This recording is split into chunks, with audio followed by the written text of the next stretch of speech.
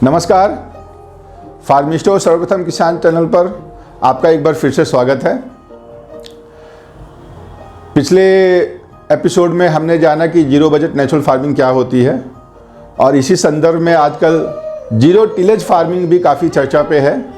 तो आज हम जानेंगे जीरो टिलेज पद्धति क्या है, इसके क्या क्या फ़ायदे या क्या नुकसान हैं, इसमें बीज की बुआई कैसे करते हैं और इसमें खरपतवार नियंत्रण, कीट व्याधि नियंत्रण कैसे करते हैं, इसके बारे में हम थोड़ा सा विस्तार से जानेंगे आज। तो आइए देखते हैं जीरो टिलेज फार्मिंग पद्धति क्या है।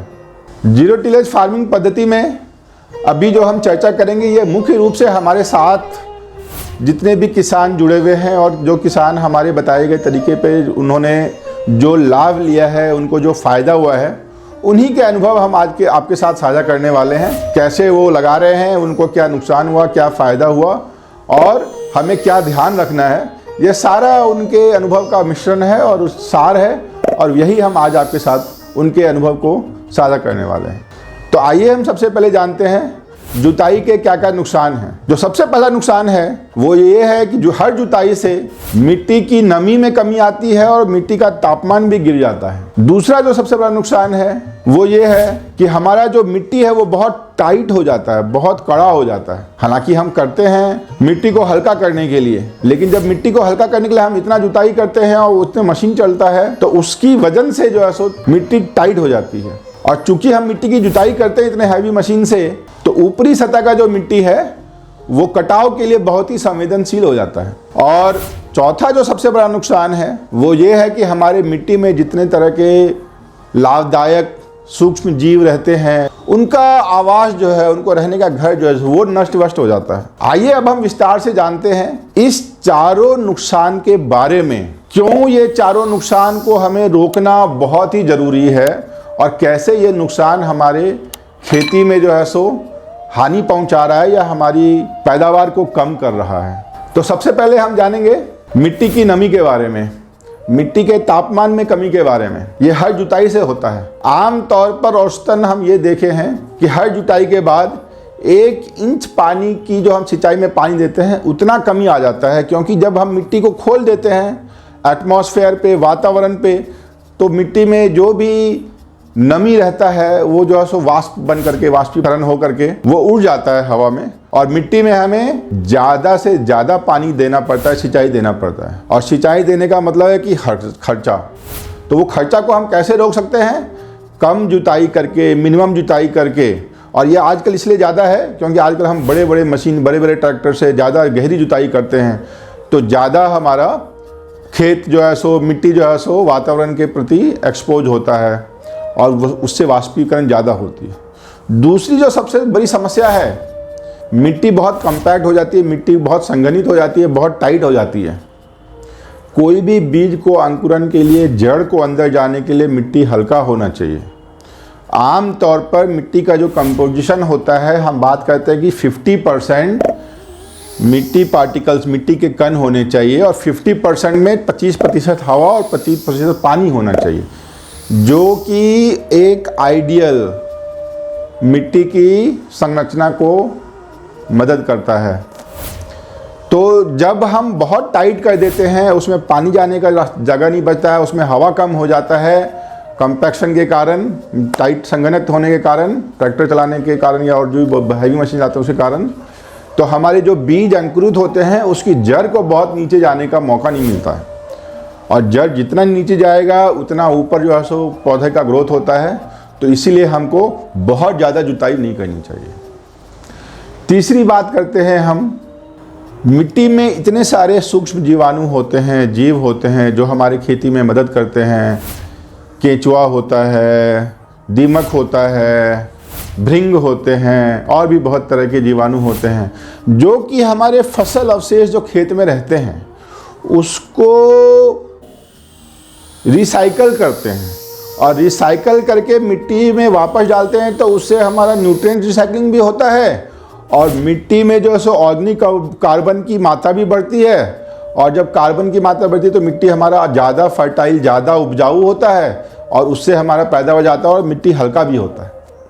तो ये जो मिट्टी संरचना में, मिट्टी के हेल्थ पे, मिट्टी के स्वास्थ्य के ऊपर जो इसका असर होता है, अगर जब हम जुताई करते हैं तो ये सारे जीवाणुओं जो मिट्टी में रह रहे हैं उनका आवास को हम अस्त व्यस्त कर देते हैं और उनको वापस से अपना घर बनाने में, अपना रहने में मुश्किल होता है और समय लगता है। और हम हर साल जुताई करते करते उनको लगभग ख़त्म कर दिए हैं खेतों से। तो इसीलिए ये बहुत ज़रूरी है कि हम मिट्टी में कम से कम जुताई करें। और चौथा, मिट्टी का कटाव या मिट्टी का अपर्दन, जो सॉइल इरोजन हम बोलते हैं, तो सॉइल इरोजन बहुत आसान हो जाता है क्योंकि ऊपर की मिट्टी हल्की हो जाती है। हवा चलेगा तेज़ तो मिट्टी जो है सो हमारा ऊपर का जो फ़ायदेमंद मिट्टी है, टॉप सॉइल जो उसको बोलते हैं, वो मिट्टी जो है सो हवा में जो है सो उड़ जाता है। मिट्टी के साथ साथ जो है सो उसमें जो हमने जितने भी पोषक तत्व डाले हैं वो भी उड़ के जाता है। दूसरा, हल्की सी भी बारिश होगी तो क्या होगा, मिट्टी जो है सो पानी के कण के साथ बह जाएगा, क्योंकि मिट्टी हमारा कॉम्पैक्ट है। जुताई करने से, हैवी मशीन चलाने से पानी बहुत आसानी से नीचे नहीं जा रहा है। तो ऊपर का तो पानी जो है सो ऊपर का तो मिट्टी कण के प्रेशर में, बरसात के प्रेशर में टूट गया और उड़ निकल गया, और नीचे बहुत जल्दी जा नहीं रहा है। और ये भी फ़ायदा होता है जब हम जुताई कम करते हैं, बहुत सारे जड़, बहुत सारे हमारे फसल अवशेष ऊपर में ही रहते हैं जीरो टिलेज में, तो पानी नीचे जाता है, सोखता है। आगे हम बात करेंगे बेनिफिट क्या क्या है उसमें, तो बताएंगे कैसे करते हैं जीरो टिलेज।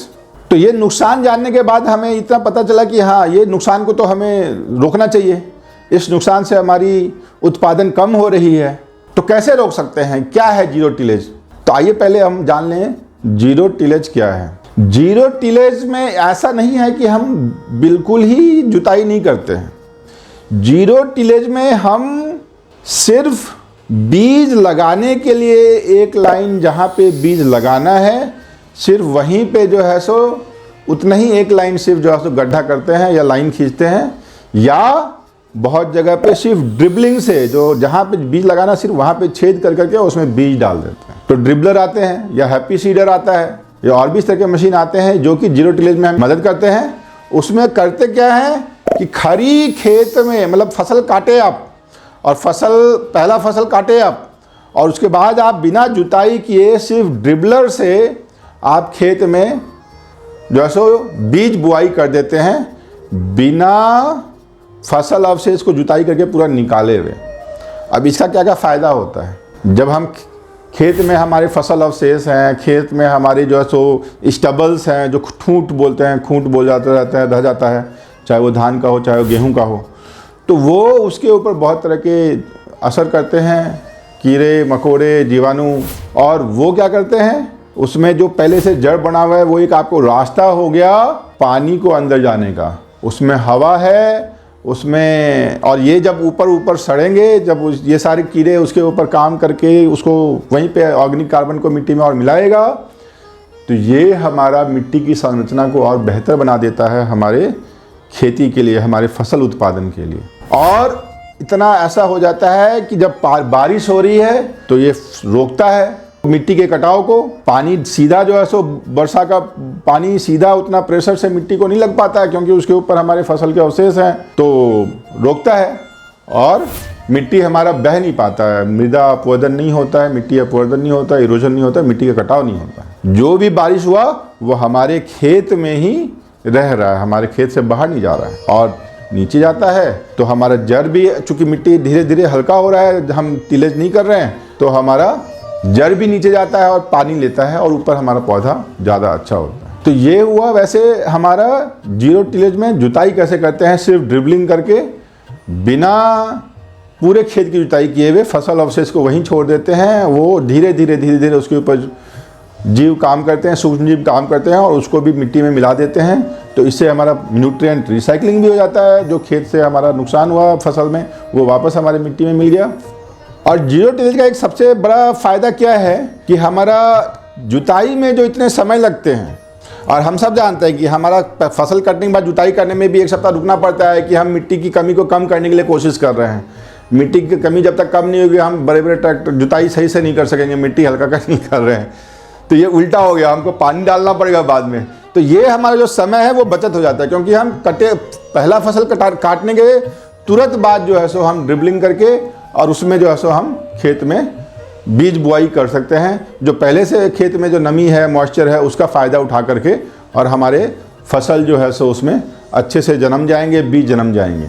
और क्या फ़ायदा होता है, चूँकि पहले वाले फसल के ऊपर अवशेष हैं तो वो हमारे दूसरे खरपतवार को निकलने में रोकता है, क्योंकि पहले से जड़ है, पहले से वो है और हम वहीं पे ड्रिबलिंग करके लगाए हैं जहाँ पे कि हमारे बीज लगाए हैं। तो पुराने जो बीज हैं, जो खरपतवार के बीज हैं, वो अंकुरित नहीं हो पाते हैं, उनको जो है छाया मिलता है, धूप नहीं मिल पाता है, तो आसानी से हमारा बच जाता है, खरपतवार कम रहते हैं। तो ये हमने संक्षिप्त में जाना जीरो टिलेज क्या होता है, जीरो टिलेज के क्या फ़ायदे हैं और क्यों हमें जीरो टिलेज करना चाहिए।